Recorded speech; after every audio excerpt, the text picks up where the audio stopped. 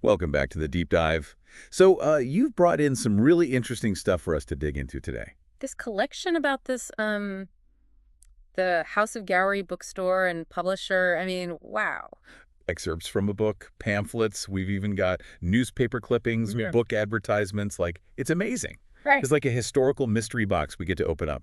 Like, one thing that really jumps out at me is, This bookstore, it wasn't your typical, just the bestsellers on the shelf kind of place. oh, absolutely not. What you've got here, it points to something, well, way more interesting. These were people really pushing the limits, challenging what society thought. Yeah. Not just selling books, but pushing these radical philosophies. They weren't afraid of a little trouble either. Okay, so let's really try to unpack this whole thing. We've got this central figure in the book, excerpts. Arthur Desmond. But, and this is where it gets wild, he also went by Ragnar Redbeard, Wow. Adolf Mueller, Douglas K. Handyside. I mean, come on, multiple names way before social media. Right. It just makes you wonder what he was doing with all these different identities. Like, was it about, I don't know, survival? Or maybe he was crafting personas for all these different works? Or could it be even deeper? Like reflecting some philosophy he had about the whole idea of identity itself. That's a great question. And it's really interesting when you start to look at everything Desmond was involved in. I mean, you've Yeah. got the candy store, run-ins with the police, even writing these controversial books. It all seems kind of random, but there's this one thing that connects it all. Books. The power of ideas. Desmond, no matter what name he was using, he wanted to challenge how people thought about, well, everything. Religion, politics, even what it means to be human. Wow. He was like treating books as weapons, right? Fighting a war of ideas. And he was building up his arsenal. And it's not just a figure of speech, right? I mean, the book mentions him defending his business. With an actual rifle, and not just any rifle one from the Boer War. No kidding. That's not your average bookshop owner. That story, I mean, it says everything about how seriously this guy took his work. This wasn't just a business for him, it was a mission. If you're going to challenge the whole fabric of society. You got to be willing to defend your ideas, literally. And when we're talking about challenging ideas, like the big one for the House of Gowrie is this might is right philosophy. And wow, they were not shy about it. This isn't just some, historical footnote. It challenges everything we think about morality, Exactly. like a reality check. Throughout history, people have had ideas that are, well, pretty much the opposite of what we think is acceptable today. So how do we even begin to wrap our heads around something like might is right? Like, how do we see it in its historical context without, totally freaking out? It's definitely a challenge, right, to try and get inside their heads a bit.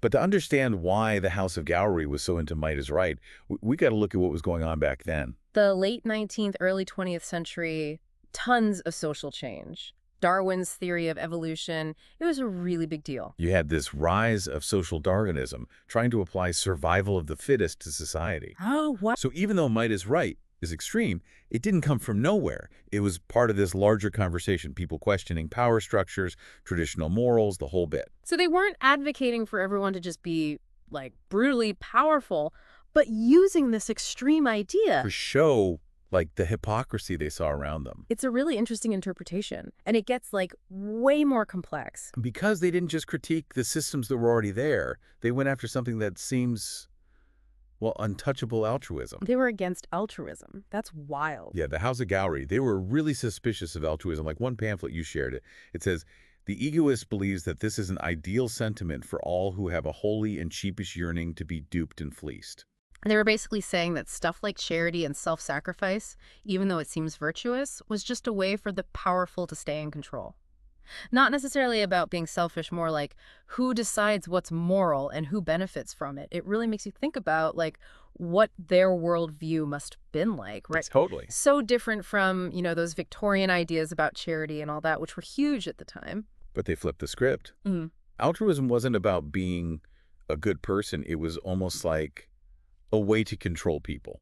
Keeping the less fortunate down by making them think they should be happy with what they had, Wow. I mean, it sounds kind of harsh now, but it shows you how far they were willing to go to question everything. Yeah. And it wasn't enough to just criticize. They had to offer their own alternative. Egoism. Exactly.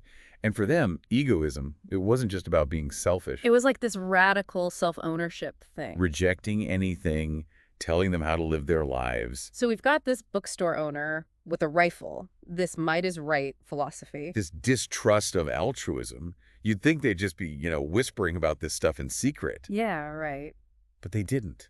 They created this journal, The Eagle and the Serpent, Oh, yeah, I was just getting to that. to get these ideas out there. So tell me, what was up with that journal? Who was reading it? Who were they publishing? Okay, so The Eagle and the Serpent, they called it a journal of egoistic philosophy and sociology. And it basically became this meeting place for all these radical thinkers and movements. Wow. We're talking people who challenged traditional religion. And even those new socialist ideas that were popping up at the time. So they had their finger on the pulse of what was happening. Absolutely. It was a place for dissenting voices to be heard, Yep. and to actually debate these ideas, to share them with a bigger audience. It wasn't just a small group either.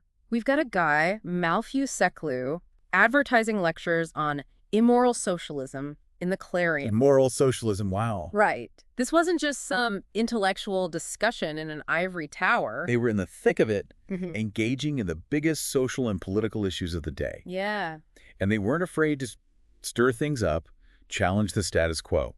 This was about more than books. This was about a revolution of ideas. And speaking of books, we've got to talk about how the House of Gowrie, How they actually operated. They weren't always just a physical bookstore, were they? Third point, they evolved. Desmond himself, he kind of faded from the scene a bit. And they moved away from just the brick and mortar store and they started doing mail order. Wow, so they were ahead of their time. Right. They were like the original Amazon, but for, radical literature. Exactly.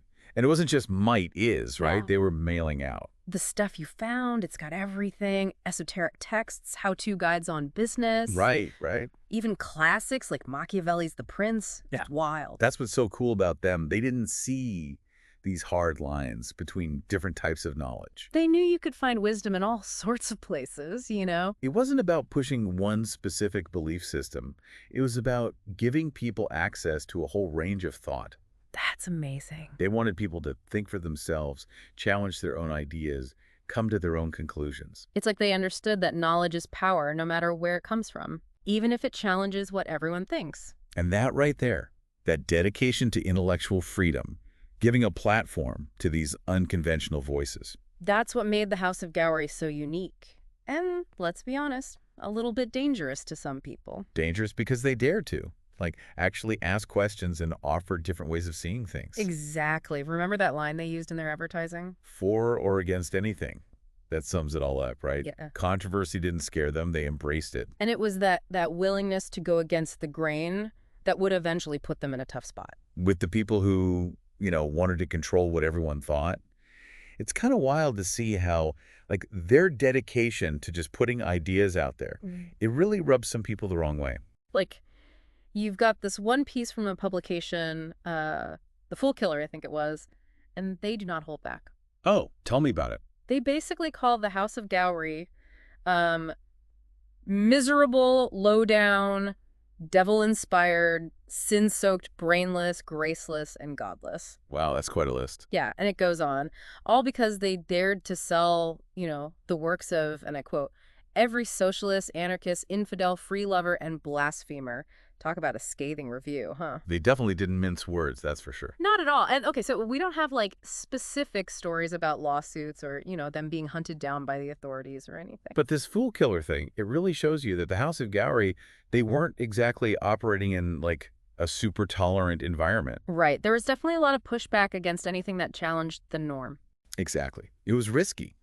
Challenging religion, questioning the government, even exploring anything that was considered forbidden knowledge. So, with all that pressure, did they ever back down? Tone it down. Censor their own inventory. It doesn't seem like it. From what you've gathered, it seems like the opposite, really. They doubled down on that intellectual freedom. Interesting. So they saw what they were doing as important. Right, they were providing a service, offering ideas that, let's face it, people couldn't really find anywhere else. They were practically fighting for the right to think freely, to explore even the most out there ideas. So a haven for free thinkers. And it wasn't just about the works of others, right? Desmond himself, especially as Ragnar Redbeard, he was writing some pretty intense stuff. Oh, absolutely. His writing was, how to put it, let me just read you something. Okay. This is from Midas Right. I uplift the cross of steel The advertiser of the divine am I. The true religion I proclaim, the religion of natural selection, the holy gospel of sure salvation, the iron evangel of fate and gold. I mean, come on. He's not exactly being subtle, is he? Nope. Bold statements, powerful language, a little unsettling even. And it's all over Redbeard's work. Really makes you question things. It's like he's creating his own mythology. Yeah, like a whole new belief system. Built on strength, self-reliance. Huh. That whole survival of the fittest thing from Darwin. And you've got to remember, Desmond's writing at a time when everything's changing. Darwin's blowing everyone's minds. The Industrial Revolution's changing society so fast. It was exciting and scary all at once, right? And Desmond, or Redbeard, he's tapping into all of that. It's really something. Giving people a way to deal with a world where everything they thought they knew was being questioned. It's amazing how these ideas, I mean, they're over a century old now. But they still feel relevant today. It's like we're still wrestling with the same questions about power, about what's right and wrong, about individual freedom. That's the thing about ideas. They stick around. They go beyond time and place. And even though the House of Gowrie feels kind of far away now, their story is a good reminder that this fight for intellectual freedom, it's still going on. It never really ends, does it? I don't think so. It's a reminder that we have to be critical, you know? Question the stories we're told, look for different perspectives, never stop being curious. So, wow, this deep dive into the House of Gowrie. It's been quite a ride. Radical philosophies, people who weren't afraid to shake things up, this whole hidden history of, like, rebellion, but in the world of ideas. It really has been fascinating, and it's all thanks to you for, bringing all this to light. Your curiosity, digging into the messy parts of history. That's what makes this so interesting. And if there's one thing we can learn from the House of Gowrie, it's that we need to engage with ideas, even the ones that make us uncomfortable. Even the ones we disagree with. That's what real intellectual freedom is all about, right? Confronting those different thoughts, never stop questioning. Exactly. This has been incredible. Thank you so much for taking this deep dive with us into the House of Gowrie. It was a bookstore that definitely dared to be different. And, well, it left its mark on the world of ideas, that's for sure. It certainly did.